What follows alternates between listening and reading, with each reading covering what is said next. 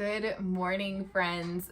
So I wanted to take you guys along for our Friday. I have my voice back. I'm so excited. So it did come back within like a day, but then I just couldn't do much. Every time I would talk too much, I would just get croaky again. So I'm excited. This is the first video I can do this week. Today is a special day. And I don't normally do this, but I thought you guys might like an inside look at what our Fridays look like. So this is a special Friday. Happy Good Friday, everybody. And Fridays are really special in our house. We like to do tea parties. I mean, I'm English, and I think that your heritage and traditions are important. They're an important part of who you are.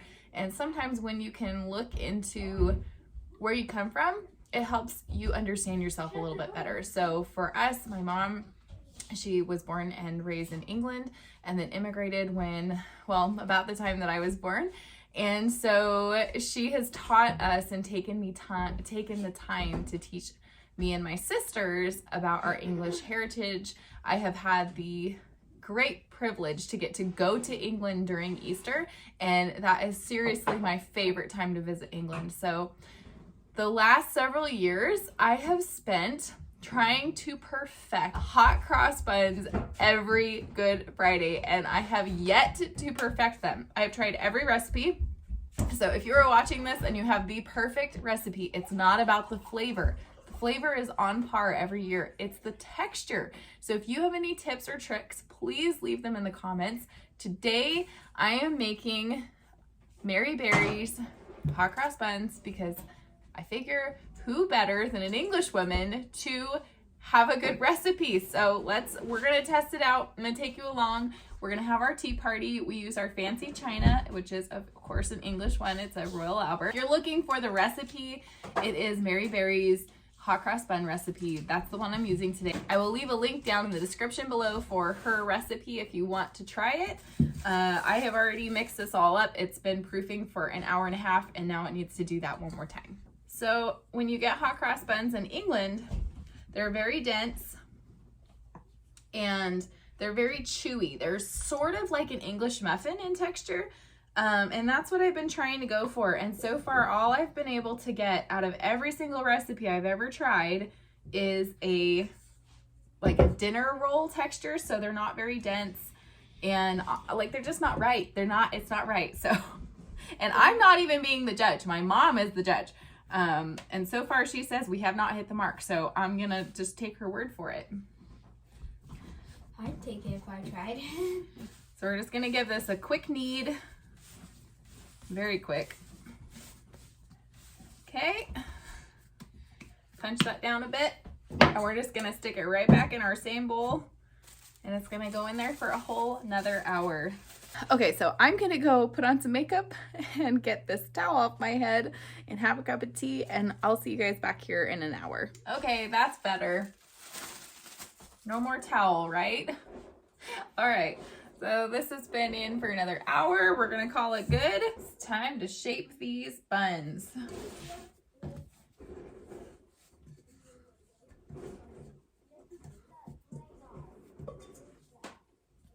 So the burning question in my mind is, will my mom finally approve? Is this it?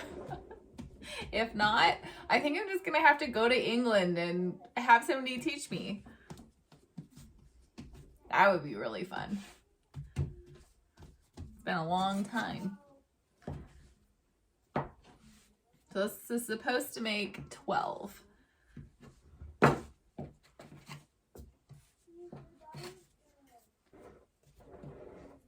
But we do want them to all be about the same size, right?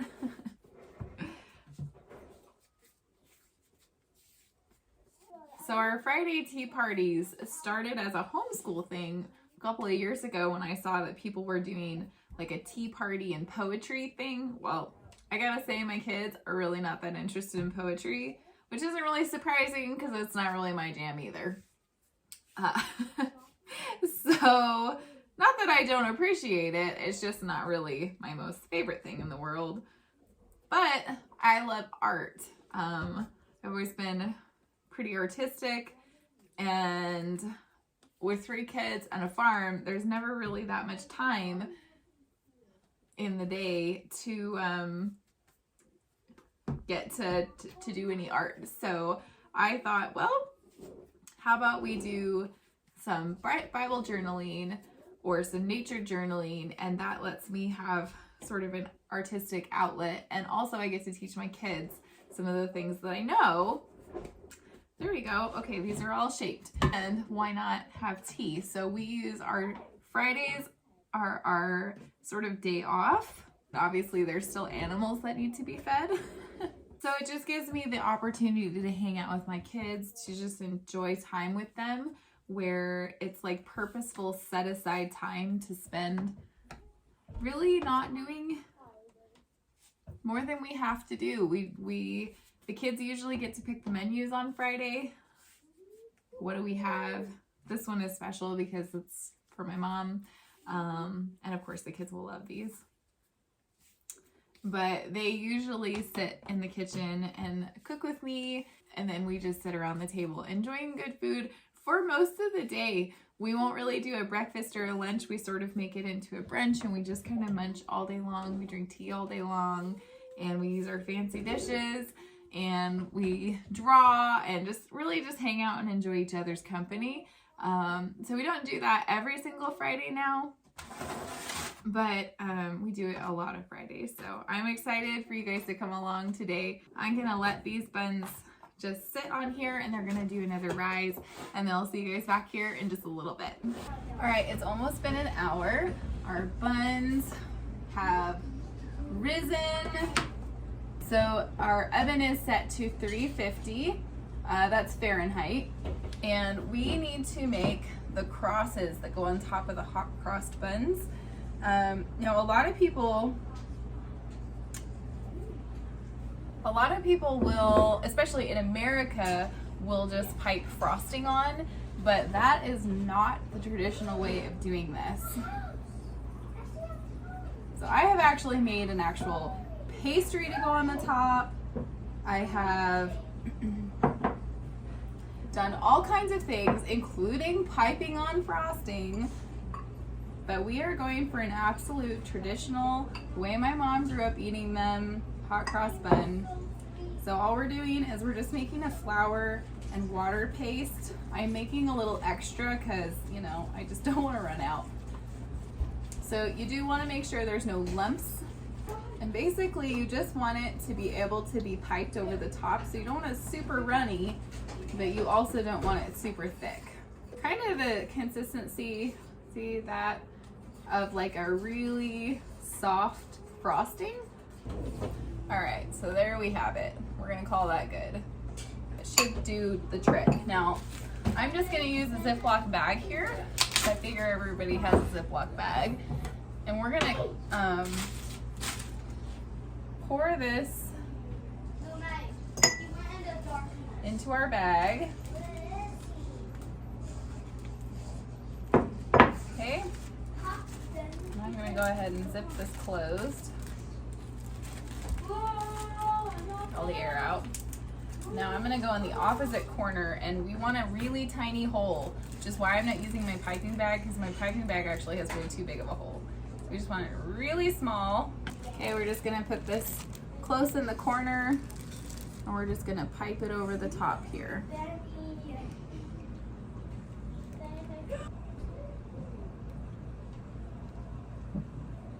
And that's all there is to it. These guys are gonna go in the oven for about 20 to 25 minutes. We just want them to be golden brown, and yeah, we'll see how they turn out. We'll see if we get the seal of approval. This table for a tea party is just not gonna do. We gotta get it ready, so that's better.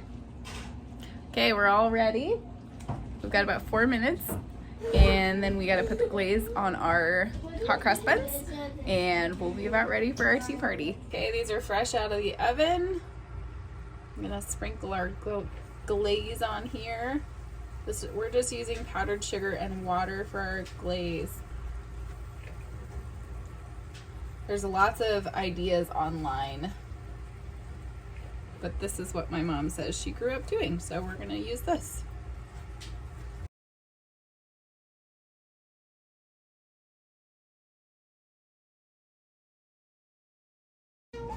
All right, here's our hot cross buns. They look Not delicious. fair. They smell delicious. The question is, are they right? Personally, I don't think they are. They still seem like a dinner roll to me.